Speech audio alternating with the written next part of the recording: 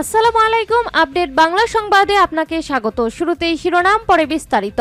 ডিসেম্বরের মধ্যে নির্বাচনের প্রস্তুতি নিচ্ছে সরকার, বলল মির্জা ফখরুল। এদিকে বেনজিরকে গ্রেপ্তারে ইন্টারপোলের রেড অ্যালার্ট জারির নির্দেশ। এছাড়া প্রধান উপদেষ্টার সঙ্গে কানাডার মন্ত্রীর সাক্ষাৎ, বেগম পাড়ার টাকা ফেরত আনতে সহযোগিতা চায় বাংলাদেশ। আরও থাকছে 5 আগস্টের আনন্দ এখন আর পাচ্ছি না, বলল মঈন খান। এবং সর্বশেষ জানিয়ে দেব, আন্দোলন ঢাকায় স্থগিত, জেলায় ও ক্যাম্পাসে চলমান থাকবে। ম্যাট শিক্ষার্থীদের 72 ঘন্টার আলটিমেটাম। শিরোনাম শুনছিলেন, এবার বিস্তারিত। ডিসেম্বরের মধ্যে নির্বাচনের প্রস্তুতি নিচ্ছে সরকার, বলল মির্জা ফখরুল। অন্তর্বর্তী সরকার চলতি বছরের ডিসেম্বরের মধ্যে নির্বাচন করার প্রস্তুতি নিচ্ছে বলে জানিয়েছে বিএনপির মহাসচিব মির্জা ফখরুল ইসলাম আলমগীর। সোমবার রাতে প্রধান উপদেষ্টার বাসভবন যমুনায় প্রধান উপদেষ্টা ডক্টর মোহাম্মদ ইউনূসের সঙ্গে বৈঠক শেষে সাংবাদিকদের একথা বলেন তিনি। মির্জা ফখরুল বলেন, প্রধান উপদেষ্টা সহ বৈঠকে যারা ছিলেন তারা দ্রুত একটি নির্বাচন দেওয়ার ব্যবস্থা করছেন। ডিসেম্বরের মধ্যে একটি নির্বাচন করার জন্য তারা কাজ করছেন। জনগণের প্রত্যাশা ও প্রয়োজনীয় সংস্কার শেষে সরকার জাতীয় নির্বাচনের রুটম্যাপ ঘোষণা করবে বলে আমরা আশা করছি।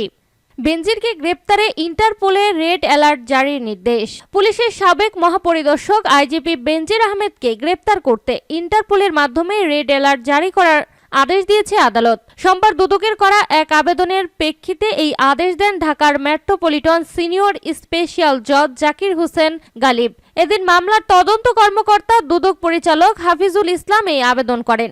আদালতের দুদকের পক্ষে শুনানি করেন প্রসিকিউটর মীর আহমেদ আলী সালাম। তিনি বলেন, গত বছরের 15 ডিসেম্বর 74 কোটি টাকার অবৈধ সম্পদ অর্জন ও তথ্য গোপনের অভিযোগে সাবেক আইজিপি বেনজির আহমেদ এবং তার স্ত্রী ও 2 মেয়ের বিরুদ্ধে পৃথক 4টি মামলা করে দুদক। এ মামলায় পলাতক রয়েছে বেনজির। এর আগে গত বছরের 12 জুন বেনজির আহমেদ, তার স্ত্রী ও সন্তানদের নামে থাকা 8টি ফ্ল্যাট এবং 25 একর 27 কাঠা জমি জব্দের আদেশ দেন আদালত।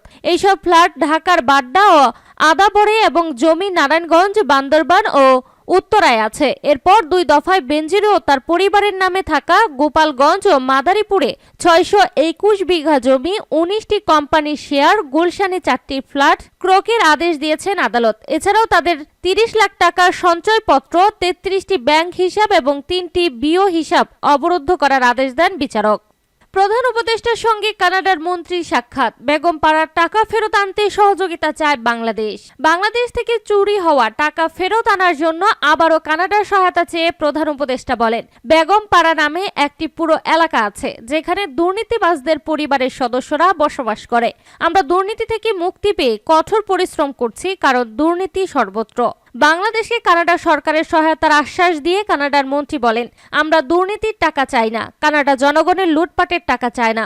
বাংলাদেশের সাথে বাণিজ্য ও বিনিয়োগ সম্পর্ক সম্প্রসারণের জন্য একটি বৈদেশিক বিনিয়োগ প্রচার ও সুরক্ষা চুক্তির বিষয়ে প্রযুক্তিগত আলোচনা চালিয়ে যাওয়ার কথা সম্পৃক্তভাবে স্বাগত জানিয়েছে কানাডা। তিনি বলেন, FIPA স্বাক্ষরিত হলে কানাডার ব্যবসায়িক প্রতিষ্ঠানগুলো উৎসাহিত হবে।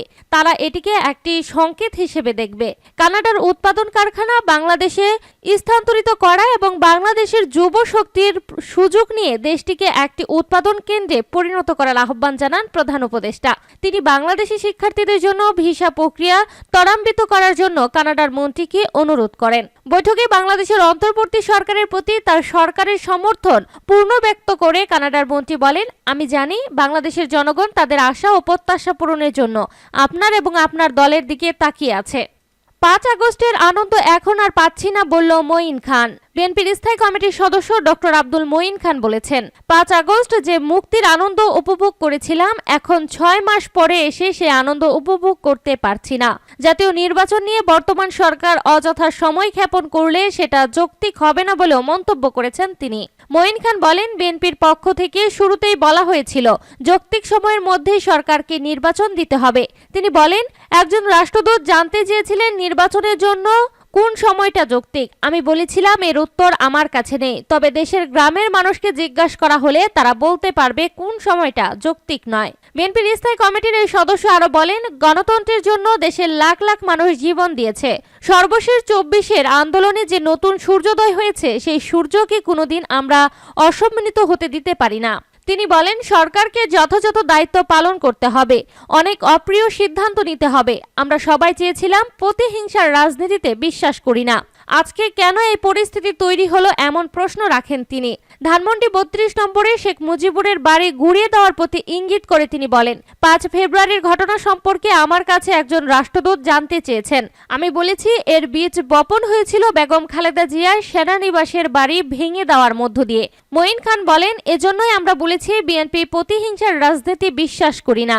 বাংলাদেশের সরকার চালানো ইংল্যান্ড আমেরিকার সরকার চালানোর চেয়েও কঠিন বলেও মন্তব্য করেন তিনি। আন্দোলন ঢাকায় স্থগিত, জেলায় ও ক্যাম্পাসে চলমান থাকবে।